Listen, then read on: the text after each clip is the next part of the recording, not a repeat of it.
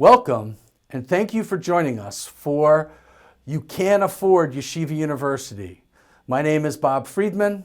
I'm the University Director of Student Finance at Yeshiva University, and I look forward to sharing information with you about how you can make YU affordable for your sons and daughters. Just to get started, the first thing that we need to come to terms with is what the definition of financial aid is. For many people, it's the first two bullets, scholarships and grants. I am here to tell you that there are other parts of financial aid as well. Yes, loans, student loans, parent loans. We'll talk more about those. There are also employment opportunities, the Federal Work-Study Program, regular student employment as well, in addition to tax benefits. All of those things together make up the categories of financial aid. The other definition that we need to come to terms with is what do financial aid officers mean when they say we want to determine your need? Well, the simplest definition of financial need is this one. If I had to come down to one definition, it would be cost of attendance minus your expected family contribution. And when you subtract one from the other, that's your financial need. So let's dive into the cost of attendance first. On screen, you have two columns. One is on the left side of the screen are your direct costs. On the right side of the screen are your indirect costs. The direct costs are things that the university will bill you for. Any school and college will bill you for. Things like tuition and fees. Yes. Schools will bill you for tuition and fees. Schools will also bill you for room and board. Those are direct costs as well. If the student is living on campus. Obviously, if the student's living at home or living off campus, the university or the college is not going to bill you for those things. The other direct cost that I need for everybody to pay attention to is health insurance. Health insurance, as we know, is not cheap. Yeshiva University requires that every student is covered under a health insurance plan. Most of our undergraduates, domestic undergraduates, will waive out of the university health insurance plan. But there are a percentage of students, especially our international population, that will need the health insurance. One way or another, you need to pay attention to health insurance. You need to waive if you are able to waive out. You don't need to be covered twice, or you need to arrange for your health insurance in another manner. That's an annual process. So please make sure you pay attention to your health insurance. The other side of the cost of attendance are indirect costs. And to be honest with you, indirect is just a fancy word for out of pocket, right? We know that the costs do not stop with your direct costs. Books, computers, supplies, totally. Transportation is an indirect cost, right? If you're commuting to campus and you need a commuter pass, a Metro card, an automobile insurance and gasoline, none of that stuff is cheap. Especially if you're living at home and not living on campus, then transportation does become a significant out-of-pocket cost.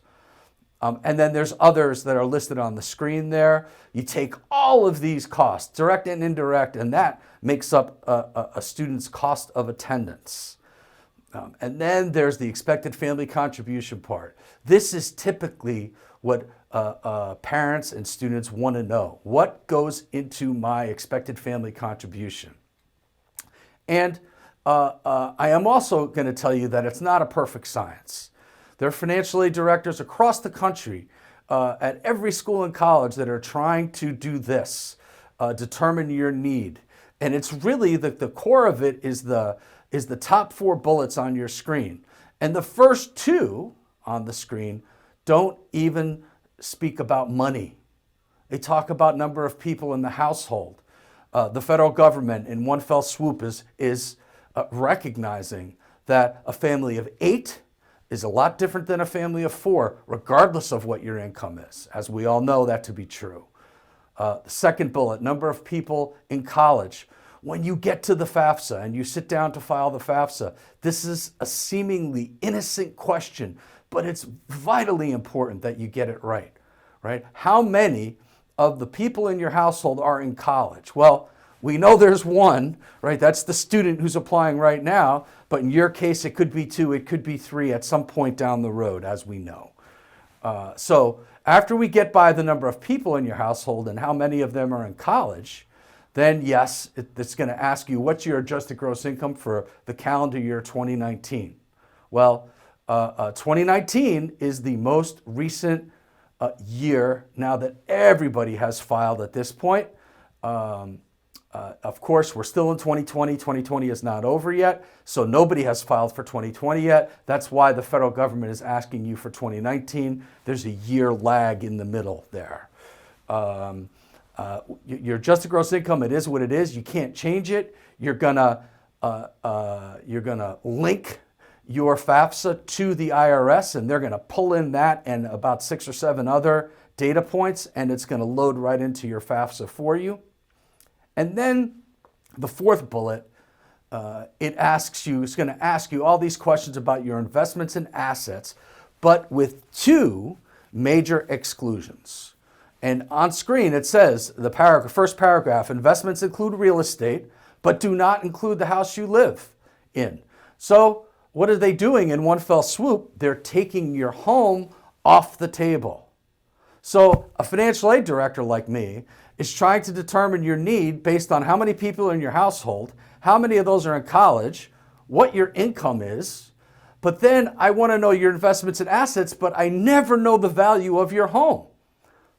That's part of the reason why I said this is not a perfect science. But the FAFSA doesn't ask for the value of your home. They are asking for other real estate. So if you have a second home, certainly they want to know the value of that. If you have a piece of land upstate, a house down the shore, a timeshare, a condo, anything like that, yes, they want to know the value of those things, as long as none of those are the student's primary residence.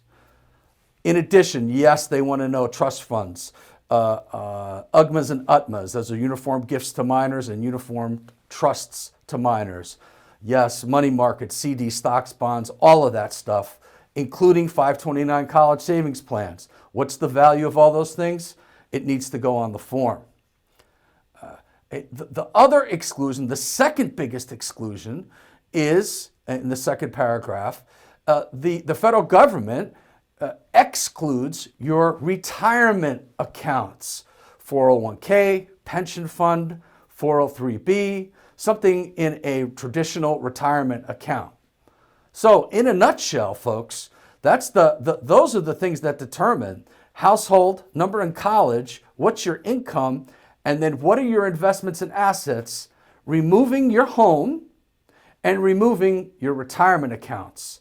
Then we go to work, right? So you might ask the question, why does the federal government do that? Well, the federal government separates out your home and your retirement accounts because if they didn't, then the middle class, the working people of the world, would not be eligible for any aid. So that's why they've addressed it. If you have show other assets beyond your home, other real estate, and other assets beyond your retirement account, all of that's fair game. So that's the reason why the federal government does not ask for those things on the FAFSA, and you should be careful when you file the FAFSA not to include those things. Right? The next question that we need to answer is, where does the money come from? Certainly, the federal government. Yeshiva University received about $2 million in federal Pell Grants last year on behalf of students. Definitely the state government, New York State TAP grants, if you're a New York State resident. About $1 million why you received in New York State TAP grants. And there are other sources of aid, private, civic and religious organizations, and your employer might have a plan for you that you might be able to tap into. But the largest source of financial aid out there in the world, and at Yeshiva University is no different, is the university itself. while we receive $2 million from the federal government and $1 million from the state government, of which we need and students need, the university spent $46 million last year trying to level the playing field and make YU affordable for families. That's what we're trying to do. That's where we want to get you that's why we need you to file the FAFSA. That's where we want to get you to the point where we are able to allocate those kind of funds to you and make YU affordable, right? Why do I say it, right? The federal government, the maximum Pell Grant, $6,345, the first bullet. The third bullet, the New York State TAP Grant, $5,165. Well, if I add those two together, that's about $11,500. So when your tuition is $45,000, $11,500 is a big number. But then the university has to add in at least $30,000, $31,000, $32,000 to make YU affordable for that family who would be eligible for a $6,300 Pell Grant and a $5,100 TAP Grant, right?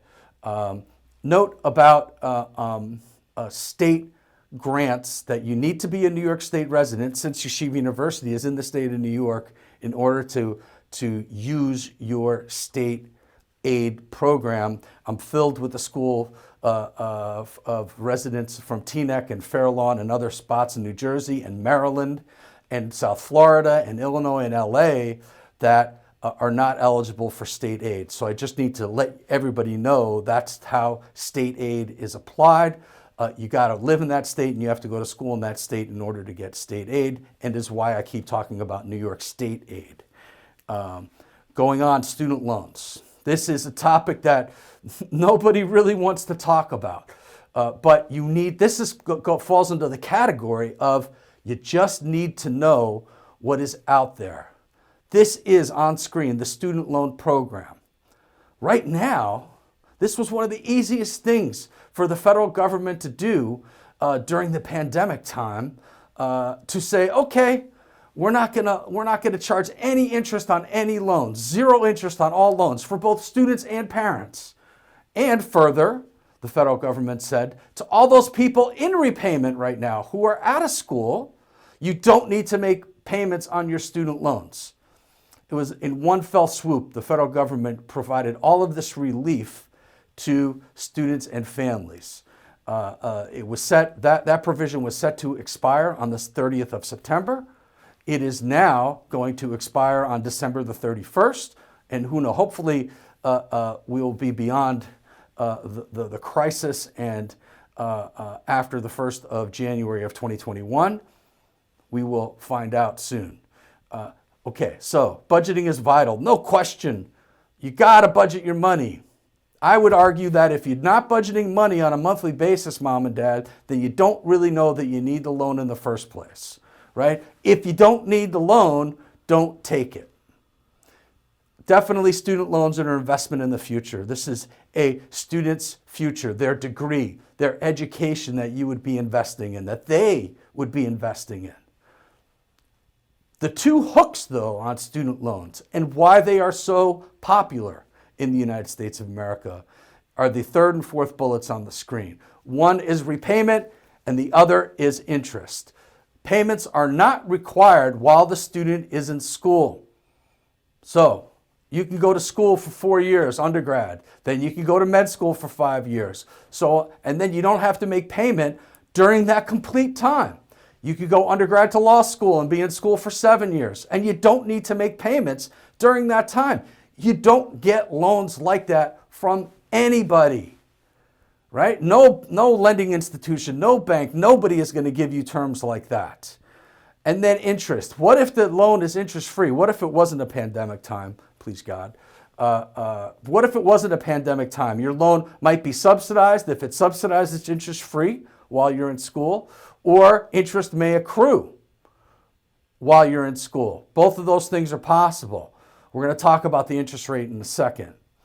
On the bottom of the screen, there's a chart that shows you what you're eligible for. Freshmen, $5,500. Sophomores, $6,500. And juniors and seniors, $7,500 each year. Notice how the federal government steps up the amount little bit each year because they know that if you persist from freshman to sophomore and sophomore to junior, they know that you're going to graduate. So because that's all historical data.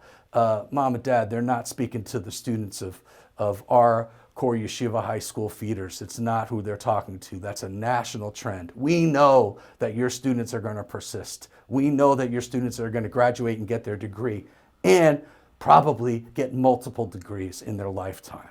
So, but this is the way the federal government distributes the money to students. These are guaranteed student loans. You can't, the federal government cannot say no to the student, and it really doesn't matter what school they go to. That's true at every school in the United States. Here's the cost.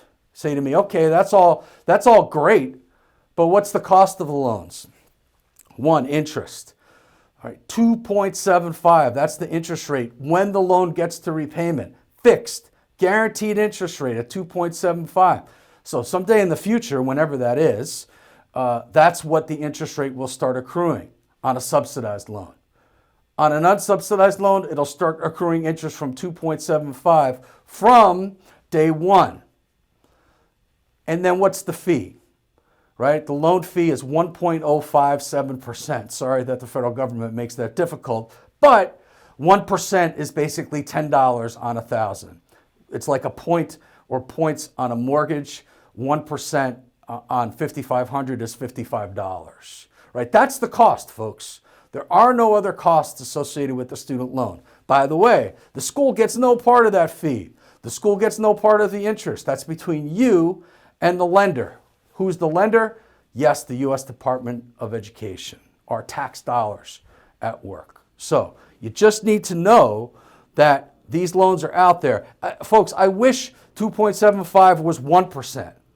I wish that loans will stay at 2.75, right? They're going to be reset each year. So we think that next year it's going to be a very similar number for the 21-22 academic year. But 2.75 is as low as it's been ever since I've been in the business for 23 years, and that's as low as the interest rate has ever been. Of course, that speaks to the state of the economy right now. Repayment, it says that repayment is usually between 10 and 30 years. Just forget about 30 years. 10 years is what I find. Students will begin to make payments and sometimes pay them off before 10 years. And because they are federal loans, there are deferment and cancellation provisions, certainly for teachers and certainly for people who work in the public sector. There's all kinds of programs. There's a link on your slide where you can go research some of those things if you'd like to.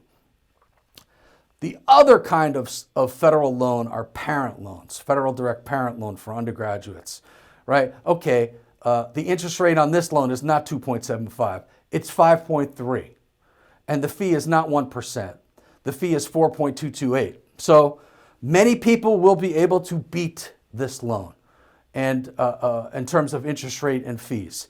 And if you can, go ahead, do it, please. You need to be savvy. You need to get the best rate possible, especially if you have to reach to borrow a loan. For many people, this is the best loan that they can get, and I point it out because I want you, Mom and Dad, to know that the federal government has a loan for you as well. We wouldn't let you borrow one of these until after the student takes advantage of their loans because they are so much cheaper. Okay, so you still can get the loan. We would stop and we'd have a conversation. We wouldn't just process it without talking to you first and the student first.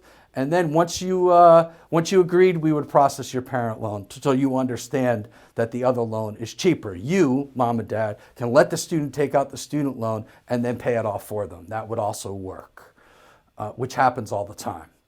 Okay, how do you apply for aid? Studentaid.gov, that's the only website. Like Yeshiva University asks you for one form, the FAFSA. Right? That's the form that's mandatory. If you want the university to help you, you must file the FAFSA. You go to studentaid.gov, you complete the form. The form is available right now for the 21-22 year. It was available on the 1st of October. So the families of seniors, if you are a senior, the families of seniors can begin to file now. Our deadline is February 1st, but we want you to file as soon as possible for that. We don't ask you for any other forms. Other schools will ask you for other forms. At YU, we ask you for this one form. That's the mandatory form. Please beware that the free application for federal student aid is free. The first word in that sentence is free. So please don't pay to file the form and only go to that website on your screen to actually file. Don't go anywhere else.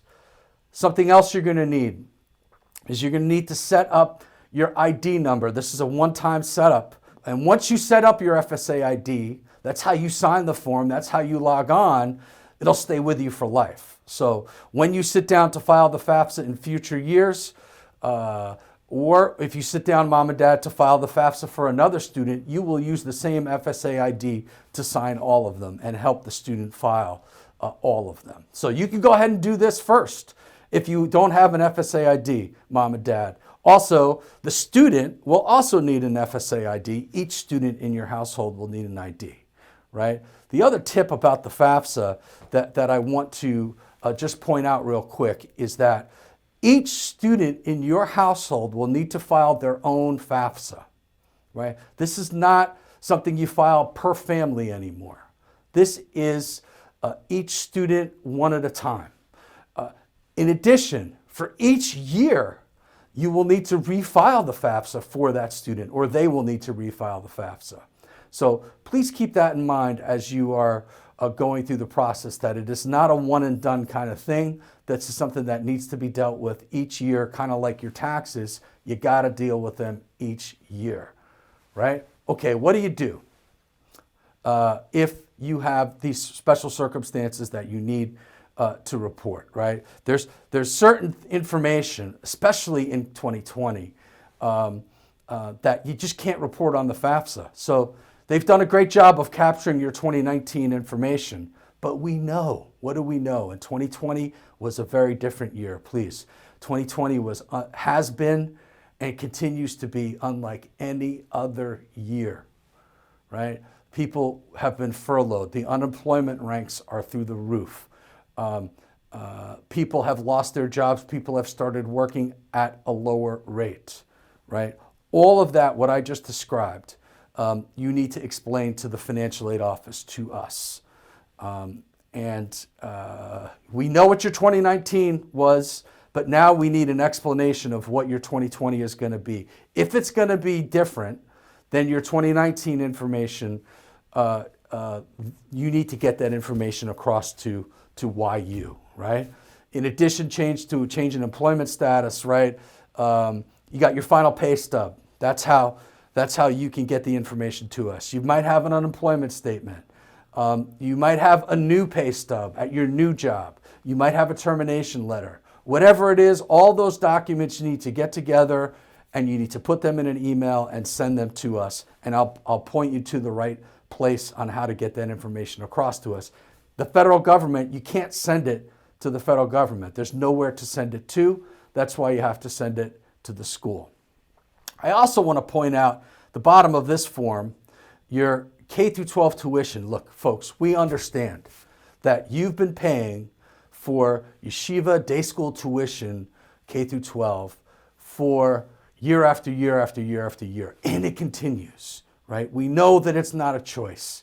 We take that very, very seriously at YU, and we will look at that expense when we evaluate you for that $46 million that we talked about.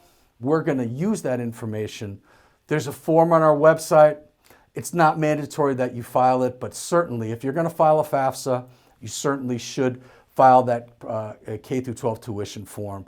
Remember, this form is only a supplement to the FAFSA. We can't accept this form, or the form's not going to do anything if we also don't have a FAFSA. That's exactly where you access it. So please take a look at that and get that to us as well, right? Everything that I've told you today about financial aid, about the FAFSA, about grants and scholarships and loans and things like that, you can go look it up yourself, right? I believe in the consumer being as educated as possible. Please go to finaid.org and the College Board and fastweb.com, the other two websites on screen. You could set up private scholarship search engines. They are private scholarship search engines, and you could set up a profile and they will try to link you up. That's a great thing for the students to be doing. Certainly high school seniors, even if you're a high school junior, go ahead and set up a profile for yourself and see who you can be matched up with. That's something that everybody should do. Before, I mentioned that our deadline is February the 1st, right? Folks, don't wait until January 31st to file if the deadline is February 1st, right? Go ahead and file now. It's okay. We'll receive your FAFSA and we will start working on it right away. Even if you haven't applied for admission yet, or even if you've applied for admission but haven't been accepted yet, go ahead and file. It's okay. We want you to file early. But come February 1st, we're going to start in earnest spending the $46 million that I mentioned. Because in mid-March, or hopefully earlier than that, maybe at the beginning of March, we're going to send you your financial aid award letter. That's going to be the first time that you're going to know what's the net cost. What's the net cost to me, which is what you want to know, right? You've been looking at sticker price. You don't want to look at the sticker price anymore. I know it. I feel it. I'm with you. That's when you have that award letter, that's when you're going to be able to calculate what your net cost is so that you can then make a decision, pay a deposit by the 1st of May. We need you to pay your deposit by May 1st. Hopefully April 30th or April 29th or April 28th. Please don't wait until May 1st, the last second to pay, to hold your spot in our class. That's what we're looking for you to do. And the other question I get is, what if I'm going to Israel next year? What if I'm not coming to YU next year? File the FAFSA anyway. Do all this stuff on time, because what you want to know is what YU is going to cost when you come back from Israel. So we're providing you with an opportunity to get that financial aid award letter right now without having to wait another year, which there is value in, right? And okay, Israel, we have 620 students right now during the 2021 academic year studying in Israel today, 620 students, men and women, at 42 yeshivas and seminaries, right? And all of them are on what we call the Daniel Abraham Israel program. It gives them access to all their federal and state aid, if they have any, if they're getting a Pell Grant, if they're getting a TAP Grant, if they want to take advantage of a student loan or a parent loan. That's how you do it. That's another reason to file the FAFSA, even if your son or daughter is going to Israel next year. Certainly, we're going to give you flexible payment options, 10-month payment plan. We're going to allow you to use your 529 college savings plans. You've all been waiting to use your 529 college savings plans. Now you can use it even if the student isn't in Israel and on our program. You will receive a 1098-T for a possible tax credit. So folks, certainly your accountant should be asking you for your 1098-T. Once you get to college, you're going to receive one every single year for every student in your household. And also at the bottom of the screen, I've given you Masa's website. Please go to Masa, M-A-S-A, is a quasi-Israeli government agency that gives money to students to come to Israel and study. So please visit their website. It's really between the Israel school and you and them. YU has nothing to do with it, but I'm giving it to you anyway because it's a resource. It's a financial aid resource for you. This is how you get a hold of us. So you go to our website, yu.edu/OSF, and at the top of the screen, there's a Contact Us button. And when you click on that button, you have fill in just a couple of fields about yourself and tell us what there's 18 or 20 choices of what you are interested in knowing more information about, and we'll get back to you once you submit that form. It's going to take you less than a minute to fill out that form.